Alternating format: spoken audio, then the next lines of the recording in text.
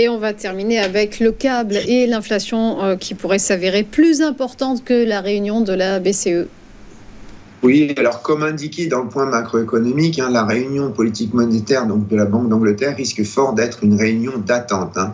Il est donc probable que les traders vont tourner leur focus du côté des chiffres au Royaume-Uni qu'on n'a pas détaillés, mais il y en aura beaucoup avec le taux de chômage, les ventes au détail et surtout l'inflation qui va sortir le matin même de la réunion de la Banque d'Angleterre.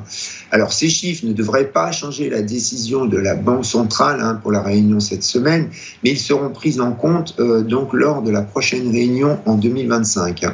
Alors on a le marché des swaps Sonia qui anticipe toujours une baisse quasi équivalente entre la Banque d'Angleterre et la Fed pour la fin de l'année 2025, respectivement moins 78 BP et moins 82 BP, et donc ce qui nous amènerait à un taux terminal aux alentours de 3,92%, enfin donc 4% pour la Banque d'Angleterre.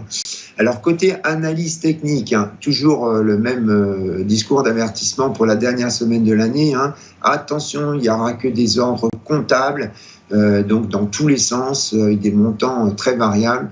Donc, c'est pas l'analyse technique qui prévaut. Alors, ce qu'on voit, c'est que la semaine dernière, le câble a terminé au plus bas après avoir perdu 121 pips. Alors, côté analyse technique, on a un support 1,2487, 1,2507. C'est le plus bas post-annonce des droits de douane donc par Donald Trump. Et c'est le plus bas du vendredi 22 novembre. Côté résistance, on a 1,28 qui est le plus haut de la semaine dernière, mais je dirais que c'est plutôt une résistance qui me semble intermédiaire.